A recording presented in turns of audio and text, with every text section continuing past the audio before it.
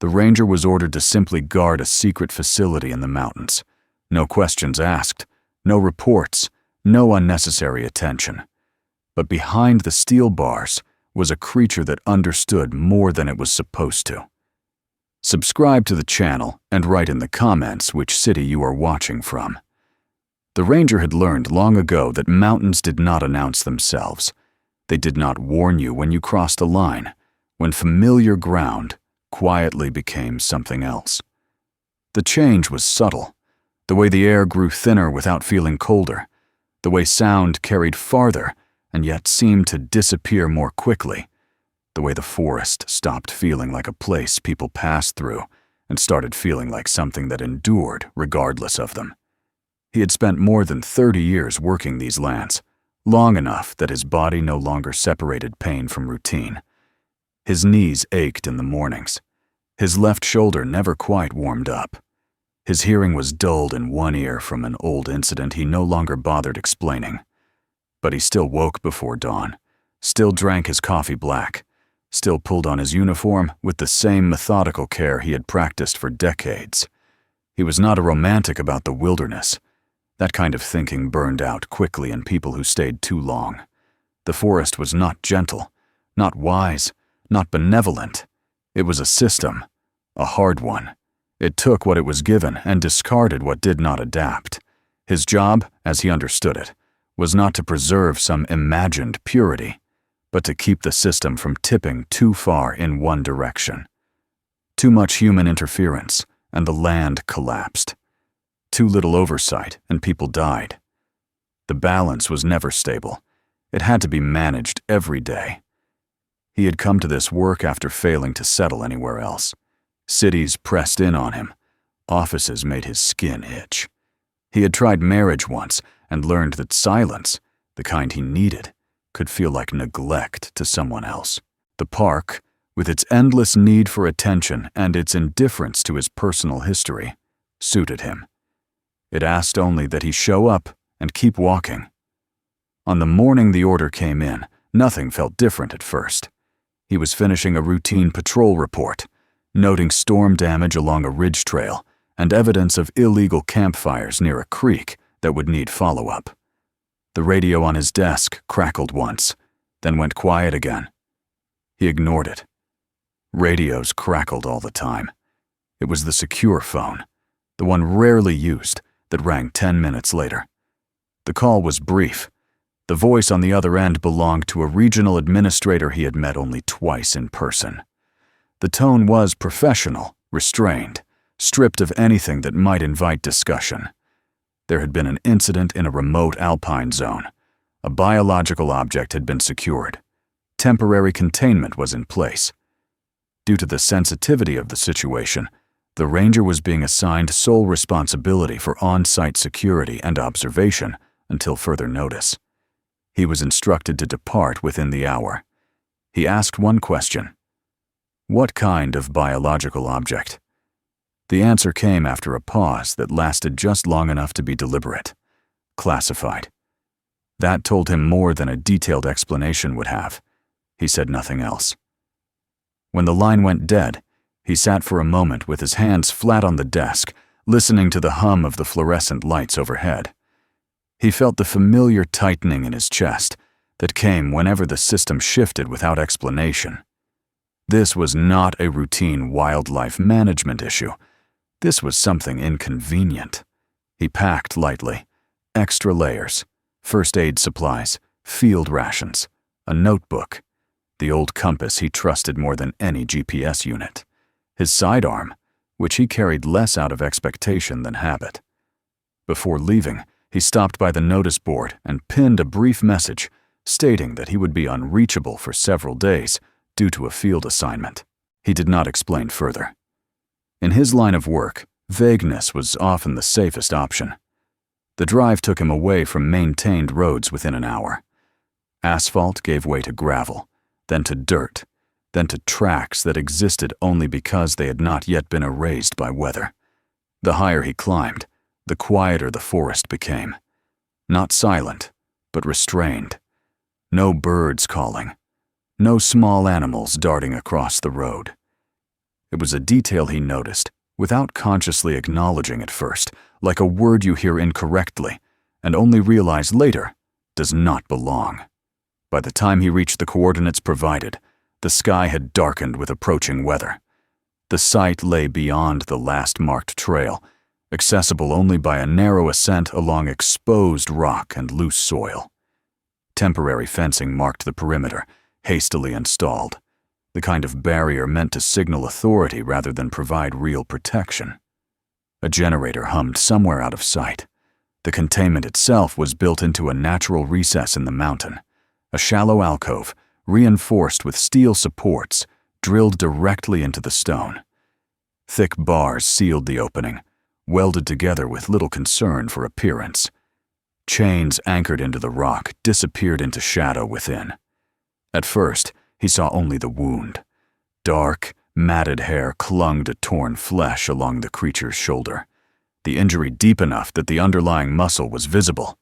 The smell reached him before the full shape did, sharp and unmistakable, the scent of infection. Then the creature shifted, and the rest of it came into view. It was larger than anything he had encountered in the wild. Broad through the chest, limbs long and heavy with muscle, built not for speed, but endurance. Its posture was hunched, protective, as though it had learned to make itself smaller despite its size. When it lifted its head, the ranger felt the ground of certainty shift beneath him. The face was wrong, not monstrous, not animal in the way he understood animals. The structure was close enough to human that it triggered something deeply uncomfortable. The eyes met his directly. There was no panic in them, no blind fear, only awareness. The ranger did not move for a long moment. He had spent years training himself to respond to danger without hesitation, but nothing in his experience fit this. He understood bears. He understood wolves. He even understood men who had decided to behave like predators. This was none of those. The creature watched him as carefully as he watched it. He stepped closer, slow and deliberate, stopping just outside the reach of the bars. The chains shifted slightly as the creature adjusted its position, the sound echoing faintly off the rock walls. It did not lunge. It did not retreat. It simply observed. The instructions echoed in his mind. Temporary containment. Biological object. Observation only. He told himself to catalog details: height, approximate weight, condition, behavior. He forced his mind into the familiar channels of assessment, because the alternative was to acknowledge what his instincts were already screaming. This thing understood him, not his words perhaps, but his presence, his intent. It was not confused about where it was or why it could not leave. As dusk settled over the mountains, the temperature dropped quickly. Wind pushed through the exposed ridge, carrying with it the smell of snow from higher elevations. The creature shifted again, favoring its injured side, and a low sound escaped it. Not a roar, not a growl, but something closer to a controlled exhale. The ranger turned away at last and walked back toward the temporary shelter set up nearby. The generator-powered lights flickered as he entered, casting harsh shadows across the canvas walls. He sat heavily on the folding cot and removed his gloves, flexing his fingers to restore circulation. His hands were steady. He noticed this with some surprise. He took out his notebook and wrote the date and time. He described the site in neutral terms, the way he had been trained to do. Containment secure. Object alive. Injury present. No aggressive behavior observed. He did not write what he had seen in the creature's eyes. That night, sleep came in fragments. Each time he closed his eyes, he saw the way the creature had held his gaze, the quiet intelligence there. He woke before dawn to the sound of wind rattling the fencing. When he stepped outside, frost had already begun to form along the edges of the rocks. He made his way back to the alcove with food, as instructed. He slid it through the opening at the base of the bars and stepped back. The creature approached slowly, testing each movement, and accepted the offering with careful hands. Its fingers were long, dexterous, capable of delicate control. Another detail his mind catalogued without permission. As it ate, it watched him. The ranger stood there longer than necessary, the cold biting through his jacket, the weight of the assignment settling deeper with each passing second. Whatever this was, whatever name people had given it in stories and rumors, it was not just a specimen, and the system that had put it behind those bars had no intention of seeing it that way. When he finally turned back toward camp, the sense of crossing an invisible line returned stronger than before. He understood, with a clarity that left no room for denial, that this assignment would not end cleanly. Something fundamental had already shifted. The mountains, as always, said nothing. By the third morning, routine had begun to form around the impossible, and that, more than anything else, unsettled the ranger. Routine had always been his anchor. It was how he survived storms, missing hikers, nights alone in fire towers, when the wind made the structure groan like a living thing. Routine created the illusion that the world was understandable, that every problem could be broken down into steps. Now that same mechanism was at work, quietly normalizing what should never have been normal. He woke before first light, his body moving on habit rather than rest. The wind had eased overnight, but the cold remained, seeping through the canvas walls of the temporary shelter. He boiled water on the small propane stove, poured it over grounds, and drank the coffee standing up, staring at the pale outline of the mountains as dawn slowly took shape. His notebook lay open on the table, yesterday's entries already dry and precise. Condition unchanged. Intake adequate. No escalation in behavior. The words felt increasingly hollow. He packed the morning ration carefully. Apples, root vegetables, protein wrapped in heavy plastic. Everything measured, everything logged. When he reached the containment site, the creature was already awake. It sat near the back of the alcove, shoulders hunched, its breath visible in the cold air. The ranger paused, watching without making a sound. The creature had learned his patterns. That realization came to him suddenly, without warning. It knew when he arrived. It knew the sound of his boots on stone, the rhythm of his approach. When he stepped into view, its head lifted, eyes locking onto him with an alertness that went beyond animal conditioning. He slid the food through the opening and stepped back.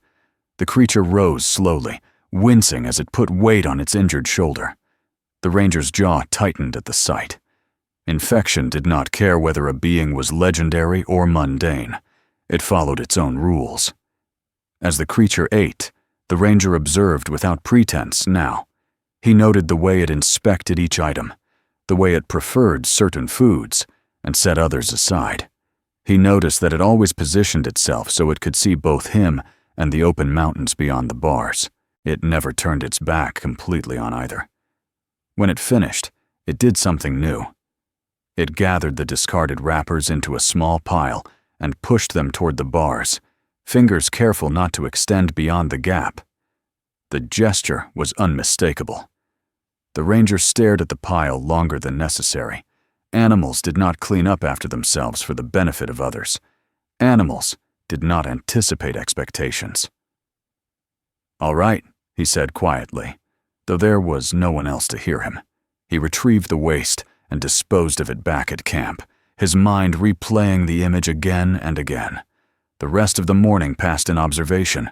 He sat on a rock just outside the alcove, notebook balanced on his knee, and watched.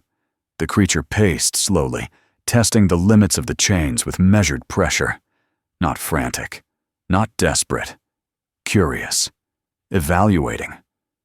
When it reached the point where the chain stopped it, it would pause, look at the anchor points in the stone, then turn away.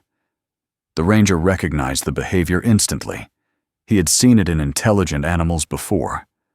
Problem-solving halted not by inability, but by calculation. By midday, clouds rolled in again, low and heavy.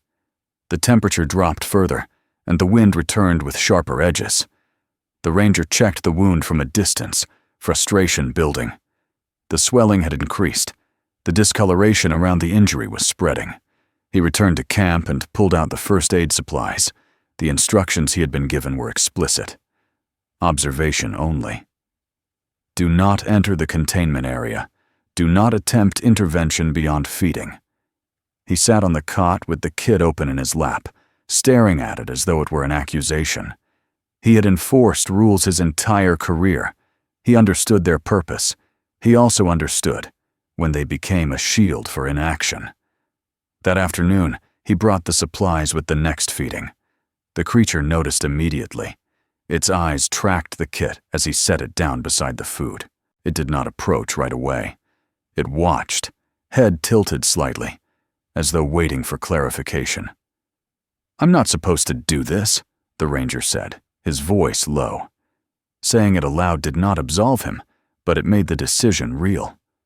"But that wound's getting worse." He approached the bars slowly and knelt, keeping his movements deliberate. The creature did not retreat.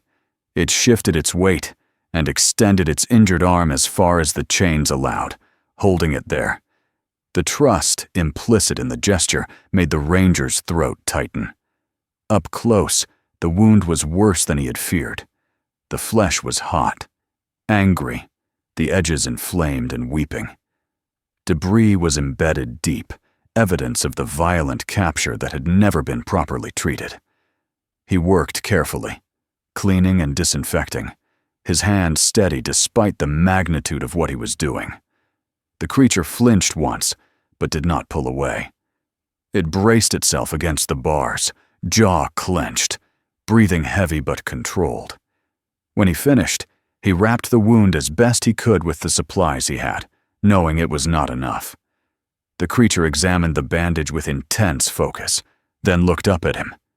It placed its free hand against its chest and inclined its head slightly. The gesture was unmistakable. That night, the ranger sat by the small stove long after dark, the firelight flickering against the tent walls. He replayed the day in his mind, each moment layering over the last. He had crossed a line. There was no undoing that. The next days unfolded with a rhythm that felt almost domestic in its repetition.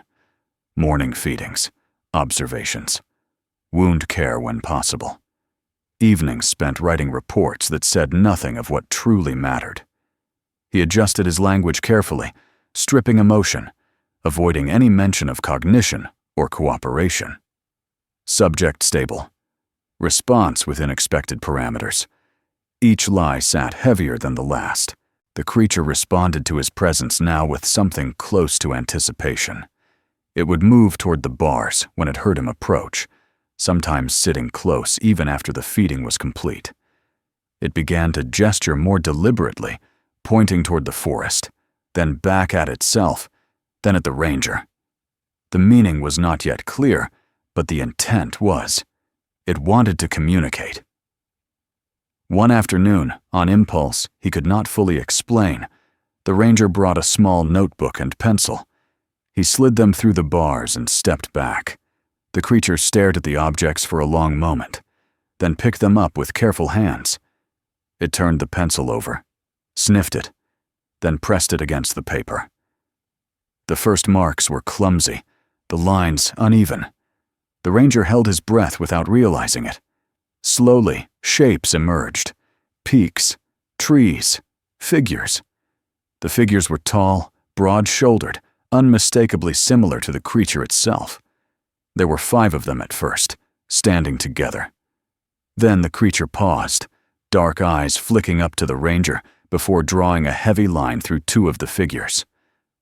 Gone. The ranger swallowed hard. The creature continued. It circled the remaining 3, then drew a smaller figure apart from them, separated by space and stone. It tapped the small figure with 1 finger, then pressed its hand to its chest. Alone. The ranger sat back, the weight of understanding settling over him. This was not a solitary anomaly. This was a remnant.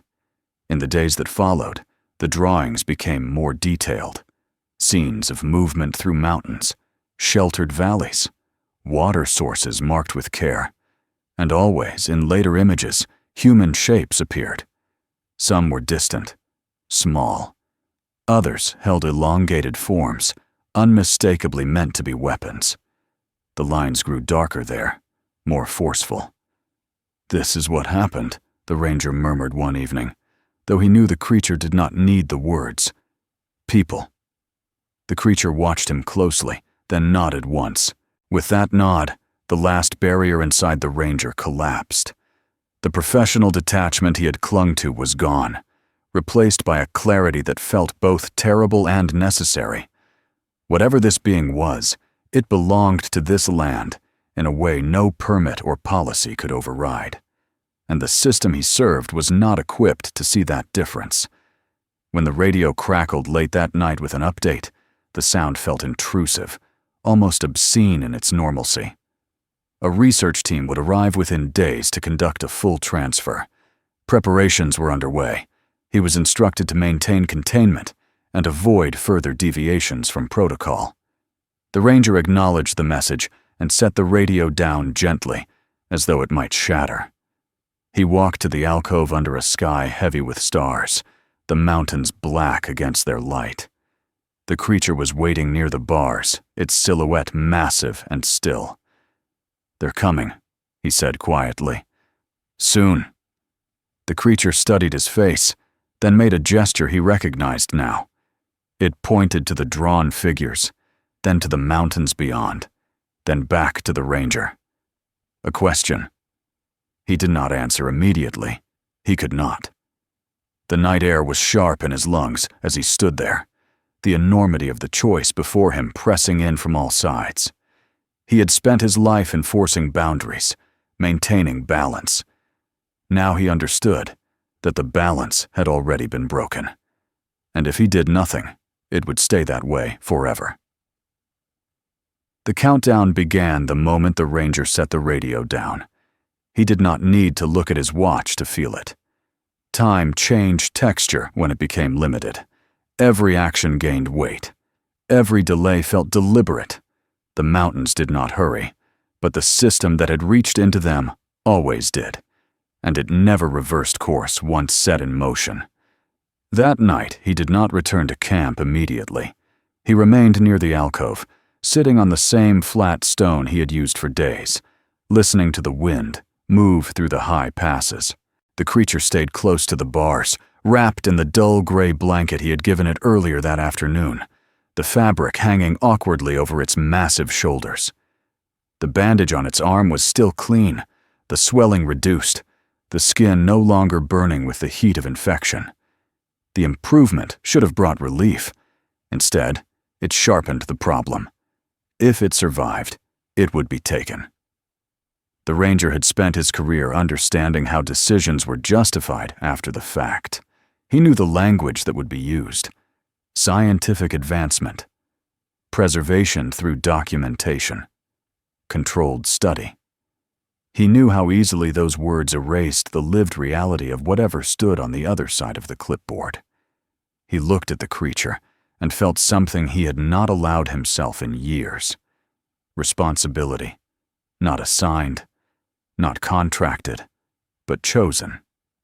"They won't stop," he said quietly. "Once they see you, that's it. You'll never leave a room again." The creature's eyes did not leave his face. It listened in the way he had come to recognize, not parsing words, but intent. It made a low sound, barely audible over the wind, and drew the blanket tighter around itself. The ranger stood and walked back toward camp slowly, his thoughts circling the same point again and again. There was no perfect solution, only outcomes he could live with and ones he could not. By morning, the decision had taken shape. He moved through the day with a focus that surprised even him. He inventoried supplies, checked the surrounding terrain, noted sight lines and approach paths. He reviewed the containment protocol stored in his field tablet, not as rules to follow, but as tools to be repurposed. He knew which sections were vague enough to allow interpretation, which relied on discretion rather than verification. He hunted in the afternoon, moving farther downslope than usual. He brought down a deer cleanly and worked quickly, his hands efficient, his mind elsewhere. He separated what he needed and left the rest for the forest. Nothing wasted. Nothing explained. Back at the site, he built a fire pit near the alcove, just far enough to suggest necessity rather than convenience.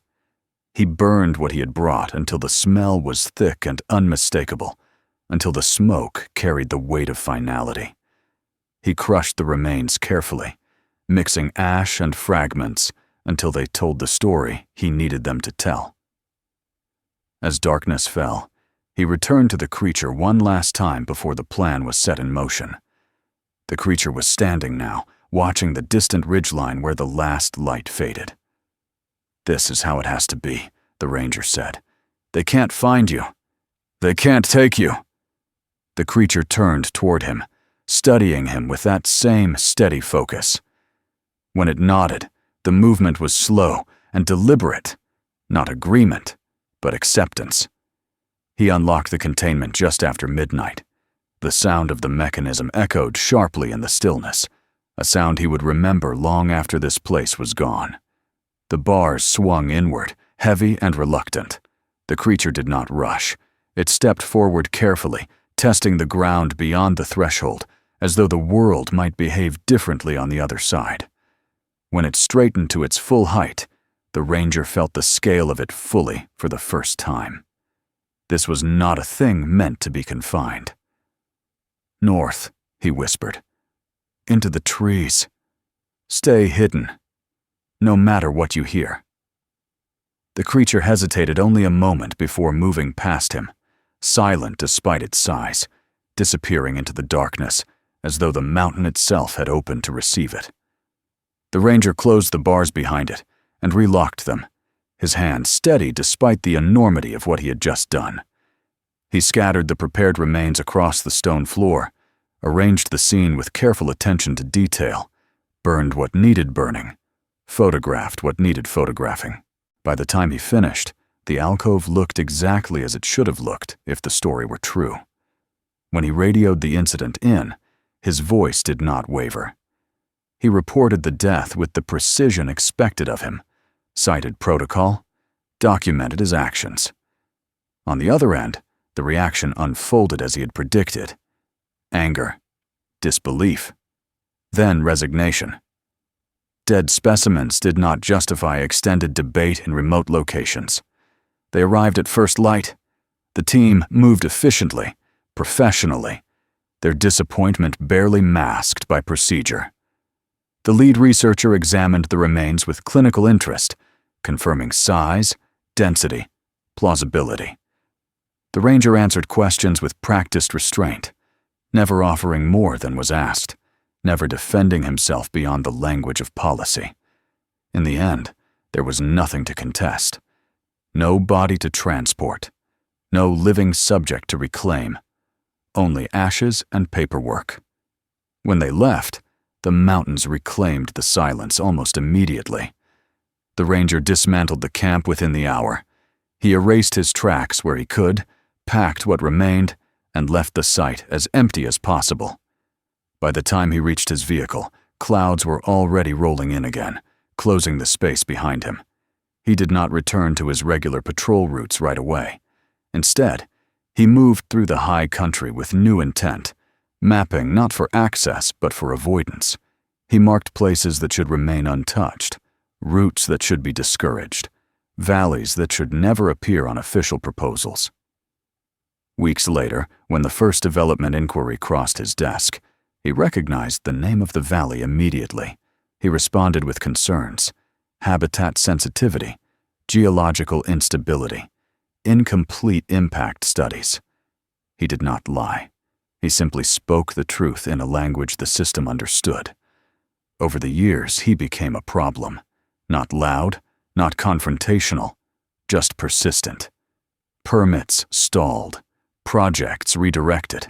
Protected zones expanded quietly, one regulation at a time.